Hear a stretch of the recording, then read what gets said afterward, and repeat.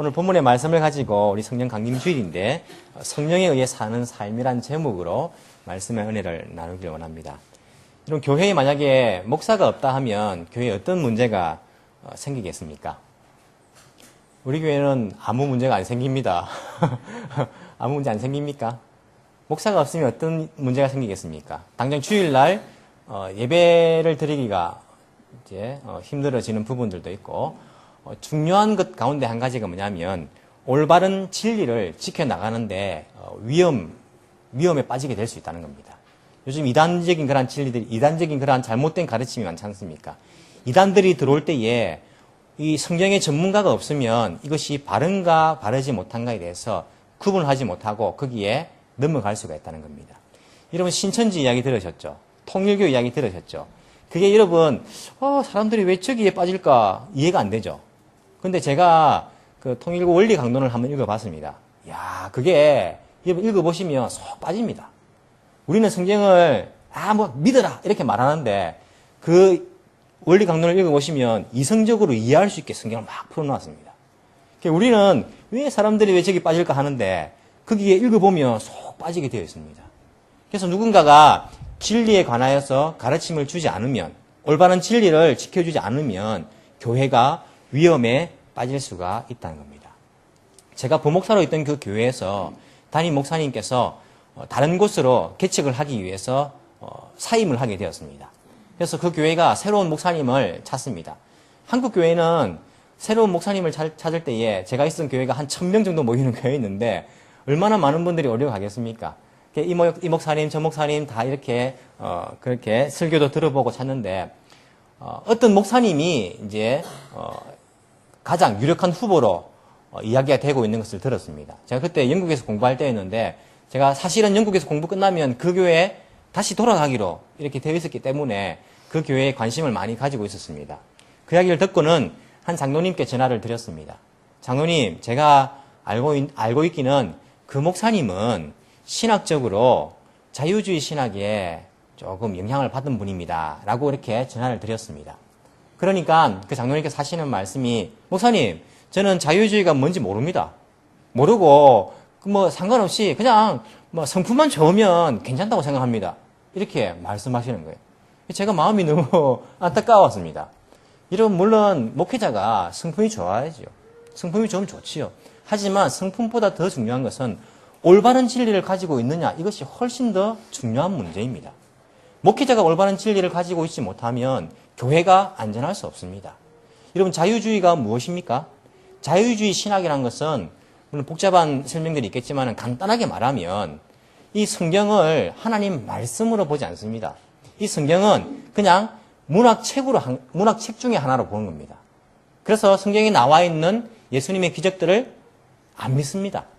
제자들이 사람들을 모으기 위해서 꾸며낸 이야기로 그렇게 이해합니다. 예수님이 동정녀 마리아에게 태어나시고 안 믿습니다. 3일 만에 부활하시고 안 믿습니다. 자유주의 신학은 성경의 내용들을 그대로 믿지 않습니다. 이런 목회자가 앞에 서가지고 그걸 믿지 않으면 성도들이 얼마나 혼란을 겪겠습니까? 목회자가 올바른 진리 위에 서 있는 목회자가 없을 때에 교회가 갖게 되는 그러한 어려움 가운데 한 가지가 진리를 올바로 지킬 수 없는 그러한 위험성에 빠지게 된다는 겁니다. 교회의 존립 자체가 흔들릴 수 있는 그러한 중요한 문제입니다. 갈라디아 교회에 이러한 문제가 발생했습니다. 여러분, 갈라디아 교회는 갈라디아 하면 묘곡구 이런 것처럼 한 지방이 한 그 동네가 아닙니다. 동경도 이처럼 좀 넓은 지역이 갈라디아라는 말입니다. 갈라디아에는 여러 교회들이 있었습니다. 그러니까 통틀어서 갈라디아 교회들 이렇게 말합니다. 갈라디아 교회들은 사도 바울이 전도해가지고 개척한 교회들이었습니다. 첫 번째 전도 여행을 다니면서 사도 바울 선생님이 다 전도하고 일으켰던 교회가 갈라디아 교회였습니다. 그리고는 이 바울 선생님은 또 다른 곳으로 전도하기 위해서 떠나야 했기 때문에 갈라디아 교회에 전도한 사람 가운데에 좀 믿을 만한 사람에게 교회를 맡기고 그렇게 떠나게 되었습니다. 그런데 바울이 떠난 이후에 이 교회에 문제가 발생했습니다.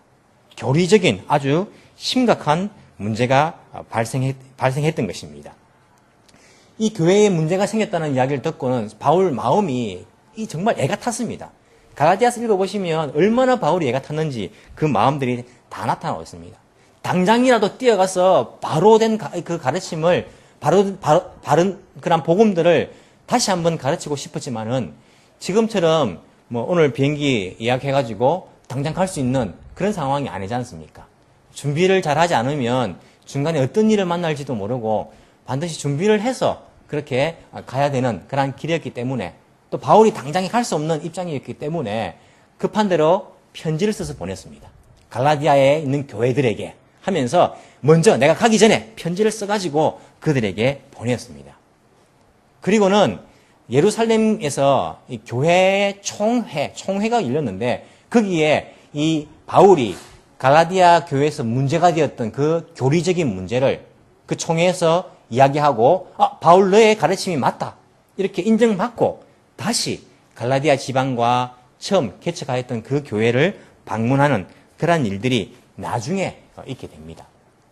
여러분 그렇다면 갈라디아 교회에 일어났던 교리적인 문제가 무엇이었겠습니까? 알고 계십니까? 갈라디아서를 여러분 읽어보셨을 것인데 갈라디아 교회에 있었던 그러한 교리적인 문제가 무엇이었겠습니까? 그것은 바로 할례받는 문제였습니다.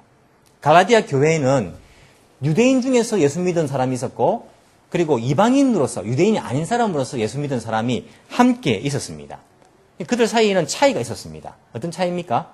유대인들은 다 할례를 받았습니다. 이방인들은 다 할례를 받지 않은 그러한 문제가 있었습니다. 근데 그 교회에 거짓 선생들이 들어와 가지고는 잘못된 가르침을 그 교인들에게 가르쳤습니다. 이방인 그리스도인들이요. 한번 들어보십시오.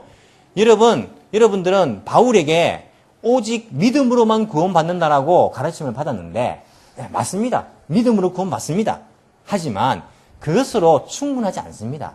한 가지가 더 필요한데 그것이 무엇이냐면 할례를 받아야 됩니다. 여러분 한번 생각해 보십시오. 바울도 할례를 받았습니다. 그리고 예수님의 12 제자들, 사도들도 다 할례를 받았습니다. 심지어는 예수님도 할례를 받았습니다.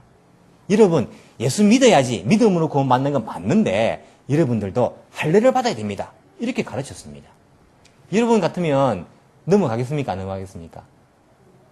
넘어갈 사람들이 많습니다. 여러분 생각해 보시죠. 이 자리에 앉아있던 분들은 유대인으로서 할례 받은 사람으로서 예수 믿은 사람들입니다. 이 자리는 이방인으로서 할례 안 받은 예수 믿은 사람들입니다. 교회에서 같이 생활하는데 유대인들은 다 할례를 받았단 말입니다. 예수님도 유대인이요, 바울도 유대인이요, 베드로도 유대인이요, 다 유대인인 거예요. 이 이방인들의 마음속에는 뭐가 있겠습니까? 조금 열등감이 있는 거예요. 바울도 유대인이요, 예수님도 유대인이요, 베드로도 유대인이고, 우리 교인들 중에 저 사람들도 유대인인데, 우리가 뭔가 좀 부족한 것 아닌가? 이런 마음이 들 수가 있단 말입니다. 그런데 어떤 잘못된 사람들이 들어가지고, 여러분, 한 가지가 더 필요합니다. 그게 뭐냐면, 할례를 받으면 똑같이 됩니다. 이렇게 말하니까, 갈라디아 교인들이 거기에 넘어가기 시작했습니다. 한 사람, 두 사람, 여러 사람들이 할례를 받기 시작했습니다. 그러니까 그 이방인들 중에서도 조금 바로 된 사람들은 아니 바울 선생님이 오직 믿음으로만 구원받지 딴 건 다 필요 없다 했습니다. 딴 거는 구원받는 조건이 안 된다고 했습니다. 저는 할례 안 받습니다. 이런 사람들도 생겨날 수 있겠죠. 생겨났습니다. 그러니까 주일날 모이면 뭐 하겠습니까? 서로 논쟁을 벌이는 거예요. 야, 할례 받아야 된다, 할례. 할례 받아야지 우리가 완성되는 거다, 구원이. 아니야. 할례 안 받아도 구원은 받을 수 있는 거예요. 믿음으로만 구원 받는 거다. 서로 사이에 논쟁이 일어납니다. 논쟁이 일어나서 마음이 갈라지고 교회가 큰 혼란 가운데 빠지게 되었습니다. 이 이야기를 바울이 들은 거예요. 들으니까 바울은 막 속에서 화가 나는 거예요. 화가 나가지고 편지를 쓰면서 어리석도다 이 갈라디아 사람들이여. 무슨 말입니까? 이 바보들아 이 말입니다. 이 바보들아 내가 뭐라고 가르쳤는데 너희들이 금방 그 복음의 진리에서 떠나가지고 이렇게 할례를 받고 있는 거 보니까 내가 속이 터진다. 사도 바울이 이 편지를 쓴 것을 처음부터 읽어보시면 그 마음이 어떠한지를 우리가 잘 알 수 있습니다. 그러면서 그들에게 편지로 확실하게 말합니다. 여러분 오직 믿음으로만 구원받습니다. 라고 그들에게 가르쳐줍니다. 오늘날식으로 말하면 제가 앞에 서서 여러분들에게 거짓 선생처럼 이렇게 이야기하는 겁니다. 여러분 예수님을 믿음으로만 구원받는다 했는데, 맞습니다. 믿음으로 구원받는데 한 가지가 더 필요합니다. 여러분 보십시오. 초대교회에 바나바라는 사람이 있었는데 이 사람은 예수 믿자마자 자기 재산을 팔아서 교회에 바쳤습니다. 사람들에게 존경받고 칭찬받았습니다. 그리고 예수님도 어떤 부자 청년이 왔을 때에 예수님 내가 어떻게 하여야 영원한 생명을 얻습니까? 라고 그렇게 물어볼 때에 예수님 뭐라 대답했습니까? 너 재산을 다 팔아서 가난한 사람들에게 나눠주고 너는 나를 따르라. 이렇게 말했습니다. 재산 다 팔아라 말했습니다. 예수님께서. 그리고 사도행전에 보시면 아나니아와 삽비라는 부부가 나오는데 이 사람들도 예수 믿고는 집을 팔았습니다. 그리고는 일부분을 감춰뒀습니다. 그리고는 조금만 일부분만 교회에 헌금을 냈다가 어떻게 됐습니까? 죽었습니다. 여러분 예수 믿으면요 믿음으로 구원 받는데 여러분 재산 다 팔아가지고 교회에 바쳐야지 완성됩니다. 이렇게 만약에 제가 가르쳤습니다. 그러면 여러분 중에 어떤 반응이 나겠습니까? 지금처럼 웃음을 팍 웃으면서 아 목사님 뭐 말도 안 되는 소리 합니까? 그게 무슨 말입니까? 이상한 이야기입니다. 이렇게 반응하시는 분도 있고 제가 방금 이렇게 이야기할 때에 이게 맞는 말인지 안 맞는 말인지 조금 혼동을 가져온 분도 있을 겁니다. 진짜 그렇네요. 그렇네요. 예수 믿고 재산을 팔아 바쳐야지 구원받는 건 맞네요. 이상하게 제가 믿음으로만 구원받는다는 것이 뭔가 부족하다 생각했습니다. 다 바쳐야겠네요. 이렇게 혼동을 느끼는 사람도 있을 것입니다. 그 사이에 모여가지고 논쟁이 일어납니다. 야, 우리가 목사님 말씀처럼 다 바쳐야 된다. 아니야. 성경에 보면 믿음만 있으면 된다 했다. 서로 교인들 마음이 갈라지는 겁니다. 이 갈라디아 교회에 그런 일이 일어났다는 겁니다. 바울이 확실히 가르칩니다. 오직 믿음으로만 구원받는 것이다. 내가 전한 복음 외에 다른 복음을 전한 존재가 있다면 하늘의 천사라도 저주를 받을 것이다. 이렇게 말했습니다. 천사라도 내가 전한 복음 외에 다른 것 더 전하면 저주를 받을지어다. 이렇게 저주를 명하고 있는 바울의 심정을 우리가 볼 수가 있다는 것입니다. 분명한 교리를 가르쳤습니다. 그리고는 바울 속에는 또 한 가지 걱정이 들었습니다. 어떤 걱정이 들었겠습니까? 야, 교리는 내가 분명히 가르침을 줬는데 이제는 교인들 사이에 갈라진 마음들, 나누어진 마음들, 이것으로 인하여서 이 바울에게는 염려가 생겼습니다. 이미 할례를 받은 이방인들이 있습니다. 할례를 안 받은 이방인들도 있습니다. 그리고 유대인들 마음속에서도 그래, 저 사람은 할례를 받았네. 이제 내가 저 사람하고 교제해야지. 친하게 지내야지. 저거 봐라. 저 사람은 그래도 끝까지 할례를 받지 않네. 저 사람 내가 같이 안 지내야지. 이런 유대인들이 있었고 유대인 중에서도 아니야. 믿음으로 구원받지. 그래. 할례 받지 않는 저 이방인이 진정한 믿음이야. 이렇게 마음먹는 유대인들도 있었습니다. 자연스럽게 교회가 두 가지로 나눠지는 겁니다. 이 바울 마음속에는 애가 타는 겁니다. 교회가 갈라진다고 생각하니까 그 성도들의 마음이 나눠진다고 생각하니까 마음이 너무 안타까운 것입니다. 걱정이 되었습니다. 그래서 올바른 교리를 가르치고 난 이후에 갈라디아서 후반부에는 교회의 하나됨을 위해서 사도 바울이 계속적으로 그들에게 이야기하고 있는 것을 우리가 볼 수 있습니다. 여러분들 육체를 따라 살지 마십시오. 육체의 것은 육체의 열매는 현저합니다. 19절에 보면 나오지 않습니까?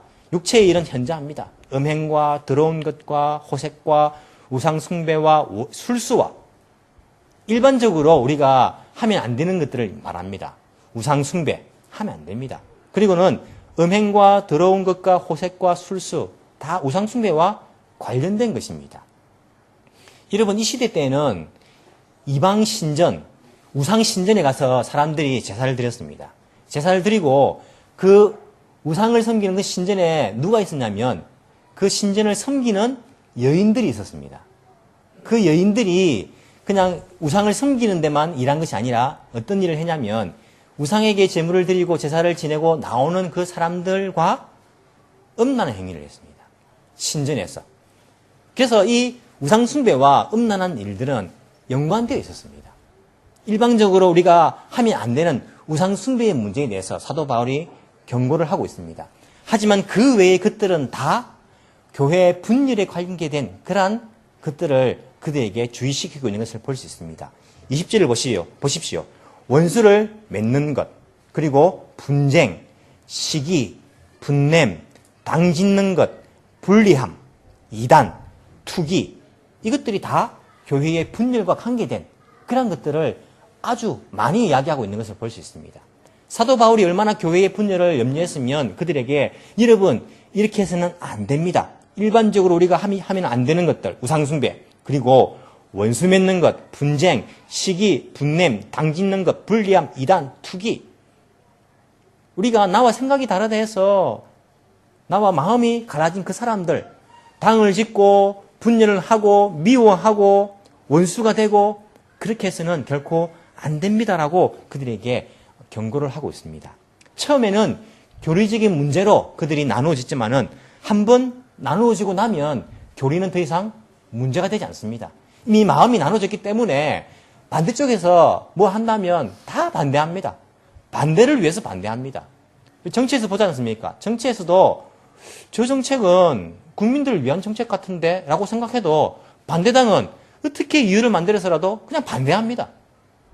반대를 위해서 반대를 합니다. 우리가 마음이 갈라져 버리면 그 사람이 무슨 말 해도 우리는 다 반대를 합니다. 무슨 말 해도 다 밉습니다. 그냥.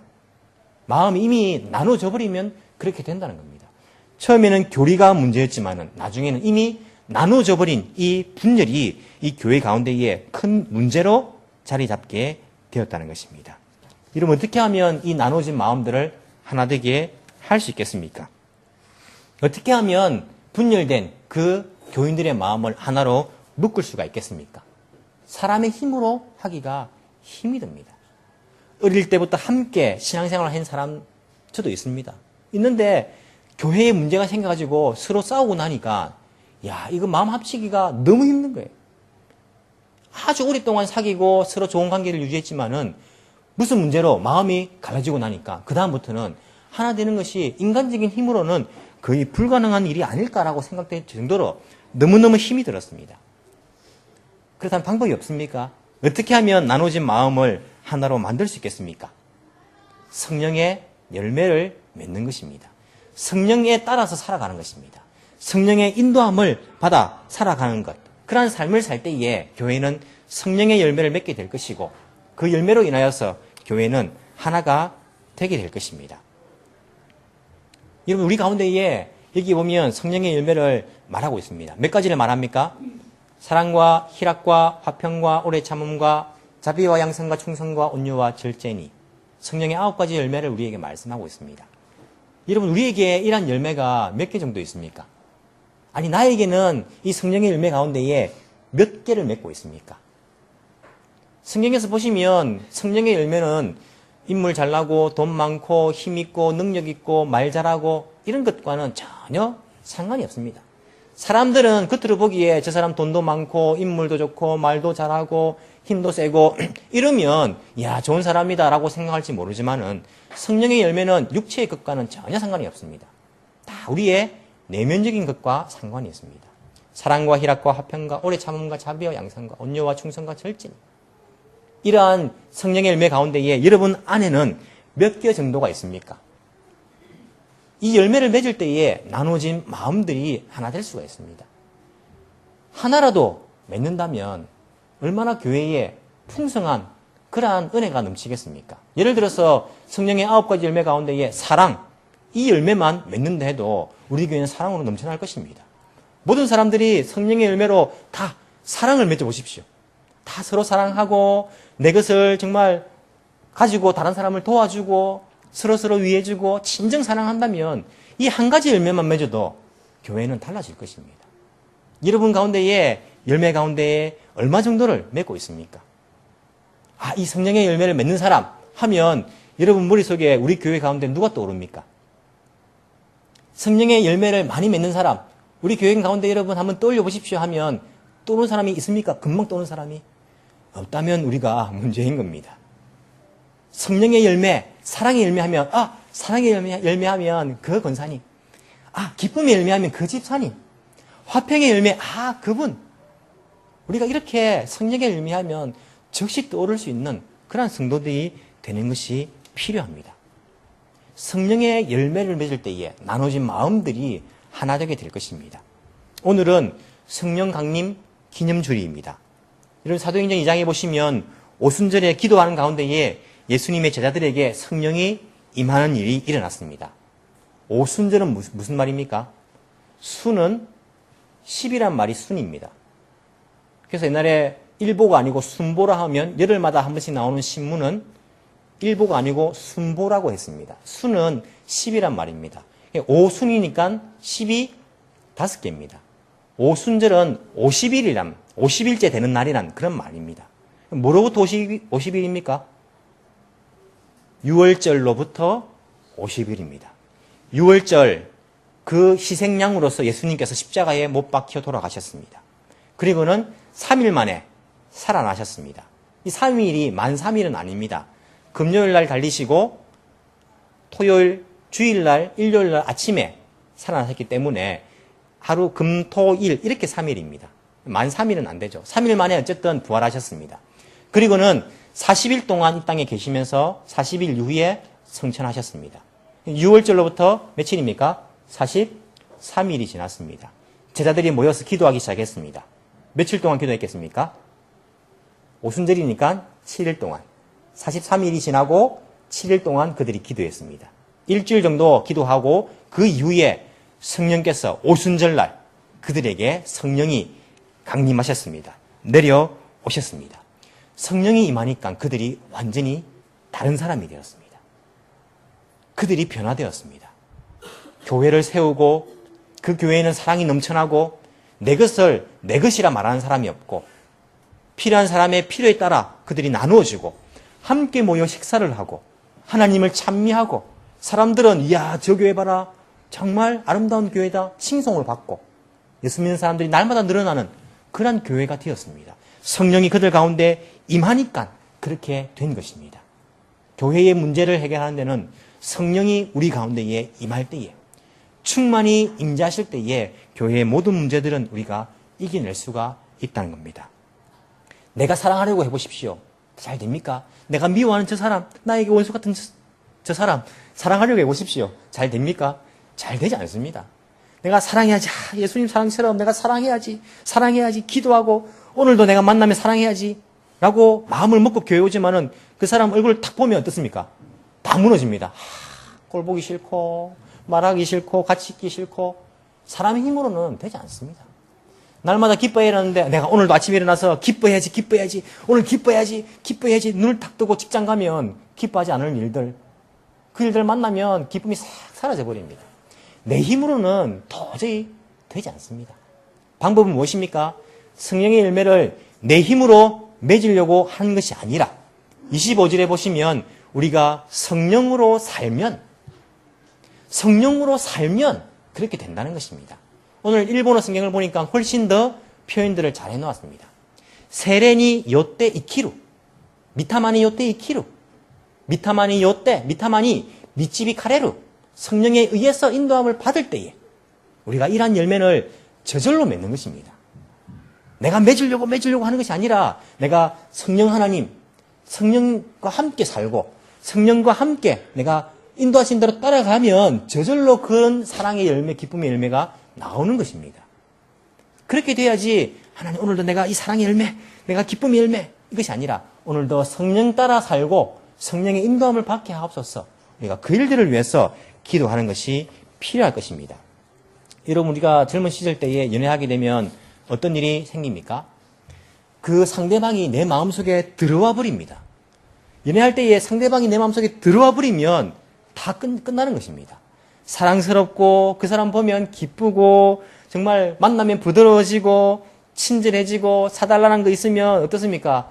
우리 집에 가가지고 돈 다 뺏어가지고 내가 그 사람도 사주고 싶고 잘못해도 용서해주고 싶고 1시간 나를 기다리게 해도 내가 그저 용서해주고 싶고 만나면 정말 내가 잘하고 싶고 그 사람이 내 마음속에 들어와 버리면 이런 것들은 저절로 되는 것입니다. 근데 그 사람이 내 마음속에 나가버리면 사랑하려고 해도 안 되고 그 사람 보면 밉고 나를 기다리게 하면 도저히 이해가 안 되고 그렇게 되는 겁니다. 내가 사랑하는 우리 주 예수 그리스도의 영, 성령께서 내 마음속에 들어와 버리시면 되는 겁니다. 성령께서 내 속에 들어와 버리시면 사랑의 열매가 나오고 기쁨의 열매가 나오고 화평하고 그분께서 원하시는 대로 우리가 삶을 살게 된다는 것입니다. 성령의 열매를 맺으려고 애를 쓰기 이전에 성령과 함께 살기를 원하십시오. 성령에 의해서 인도함 받기를 원하십시오. 그것을 위해 기도하십시오. 성령 하나님, 오늘도 나를 인도해 주십시오. 성령님, 나와 함께 동행해 주시고 나와 함께 오늘도 삶을 살아주옵소서. 그렇게 기도하시기 바랍니다. 성령에 의해서 사는 삶, 성령에 의해서 인도함 받는 삶, 그러한 삶을 살아드리는 저와 여러분이 되기를 간절히 소망합니다. 기도드리겠습니다. 사랑이 많으신 하나님 아버지, 감사합니다. 우리를 사랑하셔서 이 땅에 성자 예수님을 보내주신 것 너무나 감사를 드립니다. 예수님의 보혈이 아니었으면 우리들은 구원받을 수도 없었으며 천국 갈 수도 없었고 하나님을 아버지라 부를 수도 없었음을 주께 고백합니다. 주님 감사합니다. 우리에게 거룩한 영이신 성령을 허락하여 주신 것 감사드립니다. 우리 속에는 더럽고 죄악된 것 가득하지만은 성령께서 들어오실 때에 우리 속에 있는 온갖 더러운 것들이 다 물러날 수 있음을 주께 고백합니다. 성령 하나님, 우리 속에 충만히 임재하여 주시고 성령에 의해서 인도함 받는 삶, 성령과 함께 사는 삶을 살게 도와주옵소서. 내 생각, 내 감정, 내 이성에 따라서 이끌려 사는 것이 아니라 성령의 생각, 성령의 감정, 성령의 인도함 따라서 우리가 순종하며 따라갈 수 있는 그러한 예수님의 제자들이 다 되게 도와주옵소서. 성령에 따라 살아갈 때에 저절로 우리 속에서 사랑의 열매가, 기쁨의 열매가, 화평의 열매가, 오래 참음의 열매가, 자비와 양성과 충성과 온유와 절제의 열매가 저절로 나올 수 있도록 주께서 은총 베풀어 주옵시기를 간절히 바라고 남나이다. 그리하여서 우리 에덴 교회가 성령으로 충만한 교회, 사랑이 충만한 교회, 기쁨이 충만한 교회, 성령의 열매가 가득가득한 교회가 될 수 있도록 도와주시고 그것이 우리에게 큰 기쁨과 위로가 되게 해주시고 많은 믿지 않는 사람들에게도 영향력을 미칠 수 있는 그런 아름다운 교회가 될 수 있도록 주께서 우리를 도와주옵시기를 주여 간절히 바라고 남나이다. 예배를 통하여서 주님 영광 거둬주시고 주님 또한 이 한 주간도 우리가 주님 주신 그 기쁨과 평안 가지고 승리하며 살아갈 수 있는 은혜를 우리 가운데 허락하여 주옵소서. 감사드리며 살아계신 예수님 이름으로 기도합나이다. 아멘.